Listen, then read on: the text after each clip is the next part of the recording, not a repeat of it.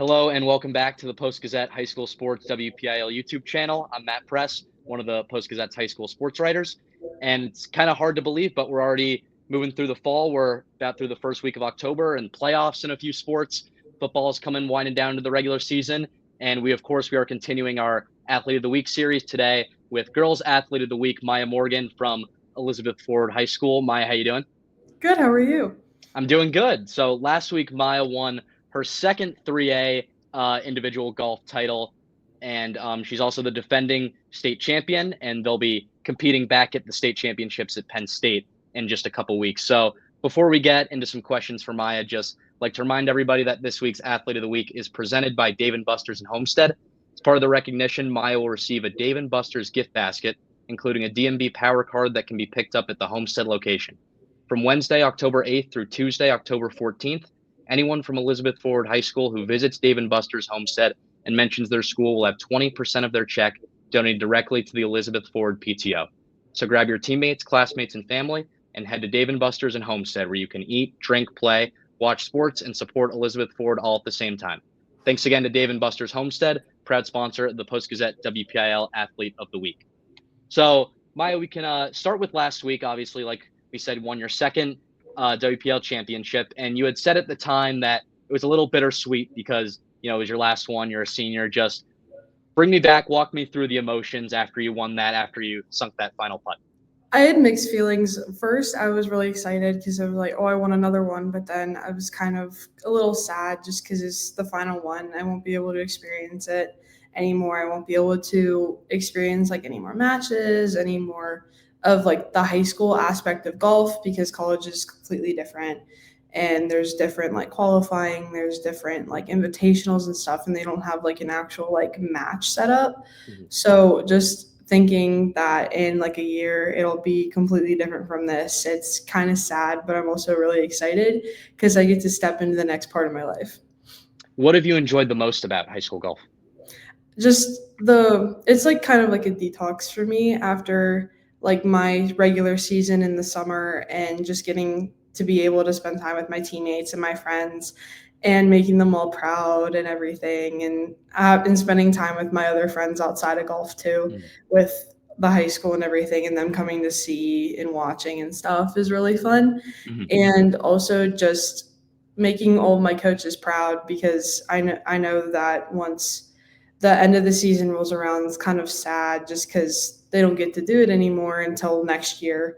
But other than that, it's just a way to have fun and to live out my last high school memories with some fun and some competition. And you've been playing for a long time. I think you had said your dad took you on the course when you were less than 2 years old. So was there kind of like an aha moment for you where you realize that golf's kind of what you want to do, and maybe go on to, and like we'll get into some college stuff, but why you might want to do that long term?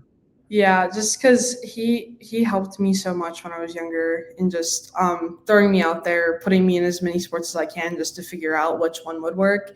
And a few worked out, a few didn't, but golf is what really stuck out because I was just naturally born with it. Like, I was a good soccer player, I was a good basketball player, I was a good dancer, but golf is what stood out just because I was doing it since I could barely walk. And just implementing that in my head and just being like, hey, this cognitively works and actually benefits you a whole lot in school and just everyday life.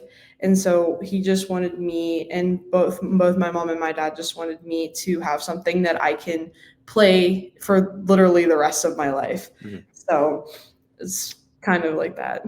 And you will be playing for in the next 4 years at least at Central Michigan, committed in August. Just what led to that decision? What was the whole recruitment process like for you? So it was probably there was like the longest experience I think I've ever had in my life. It was the longest year and a half ever, but I'm very happy with my decision. Coach Williams is a huge part of why I committed, just because of his drive. He's not happy with losing and he wants to win and that's what drives me at the end of the day. So just knowing that he has the same mentality that I do about golf and about winning and about improving, and that's one of the biggest parts of why I committed. But also, they have a great engineering program, and that's what I'm going to be majoring in. So just getting ahead of the curve and making sure that if I don't end up turning pro and golf doesn't end up working out, I have a really good backup plan to fall on. I read that initially you had wanted to be a broadcast journalist and just said that you're going on to engineering. What led to that switch? Two pretty different fields.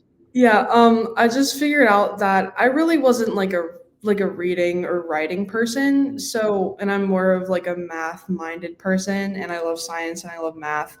And just going off of that, engineering is one of the biggest fields and one of the most used and needed fields in everyday life. So, and just being able to do math for the rest of my life is kind of exciting, just because it's what I love and what I enjoy, and the physics aspect of it too is just something that I really love.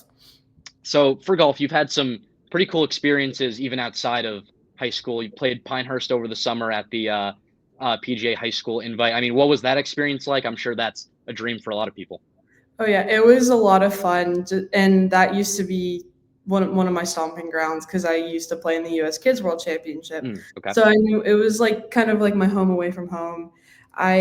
And being able to actually play some of the Pinehurst numbered courses was a lot of fun. And I grew up playing six, and just being able to like reminisce on old memories and being like, hey, oh, I did this when I was like 9 years old, and oh, I went to go see this when I was 7, and just seeing all of like the landmarks and everything, and being able to see the cradle again, and just being in the environment of Pinehurst is probably what made that trip the most memorable, just because I haven't been there since I was like 10 years old, and it's been 7 years and it changed so much.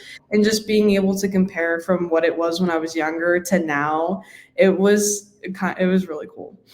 For sure. Do you have a favorite course, like a dream one, maybe?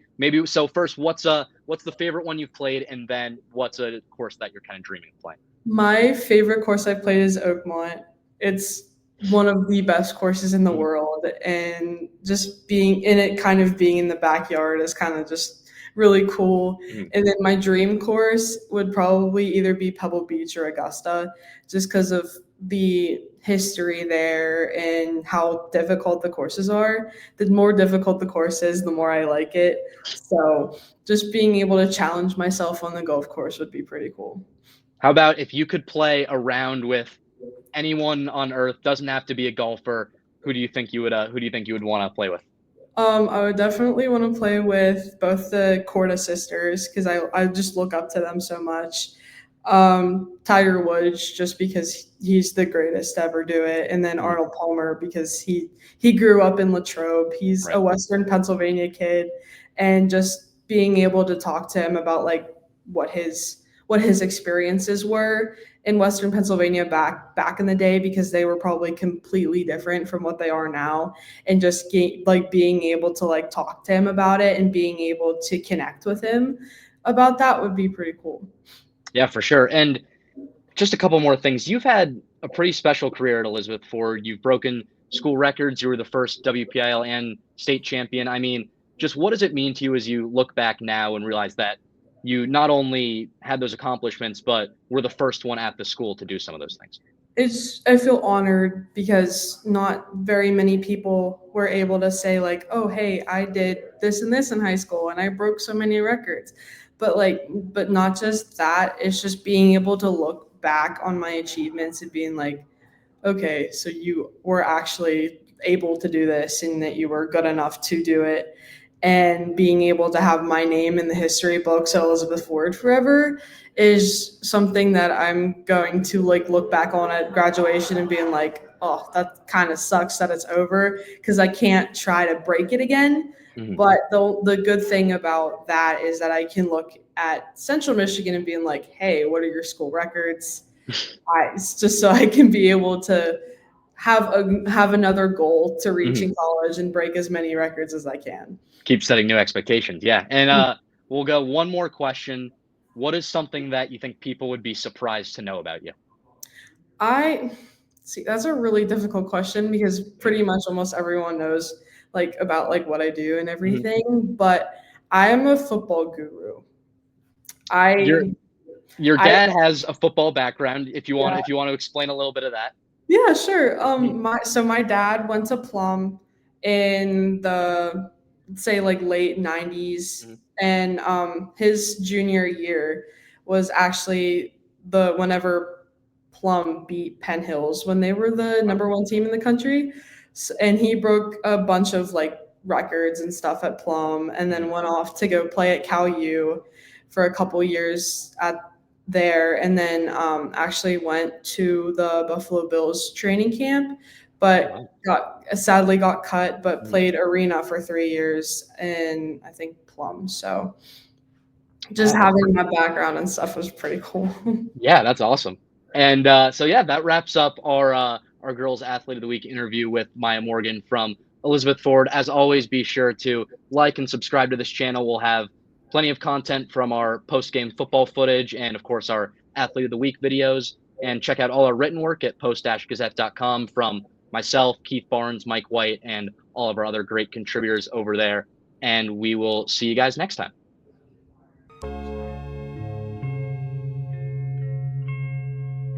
Thank you for checking out this content from Post-Gazette Sports. If you watch this video on YouTube, please like the video and subscribe to our channel. For all of the sports coverage the Post-Gazette has to offer, visit post-gazette.com.